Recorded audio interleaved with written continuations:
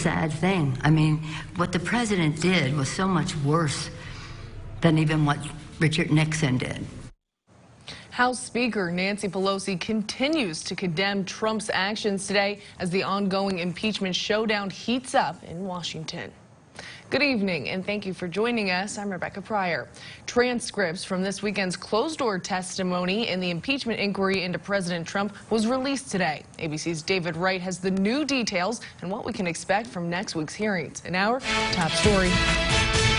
As the House impeachment inquiry gets set for more public hearings this week, the Democrats show no sign of letting up. The President of the United States used taxpayer-funded military assistance to pressure a foreign leader to help him in his re-election campaign. That is solicitation of a bribe, and that is an impeachable offense listed in the Constitution. Democrat Sean Maloney of New York suggested the key witness this week is the U.S. ambassador to the European Union, Gordon Sondland. Republicans are pushing back hard. The evidence is crumbling.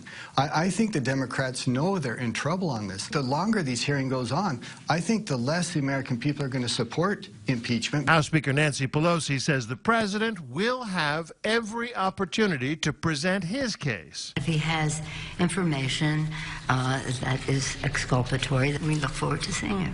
The committee also released transcripts from Jennifer Williams, a member of Vice President Pence's staff. She was on that July phone call in which President Trump brought up investigating the Bidens and the 2016 election. She testified she remembers a mention of Burisma, the Ukrainian energy company where Hunter Biden served on the board, but the call summary released by the Trump White House makes no mention of Burisma. The committee also released a transcript from Tim Morrison's deposition. He's a former National Security Council staff member who described a shadow foreign policy. Quote, there was the normal process where decision-making went through the duly appointed personnel, and there was this second track, chiefly led by Ambassador Sondland, where Rudy Giuliani's name would come up. David Wright, ABC News, Washington.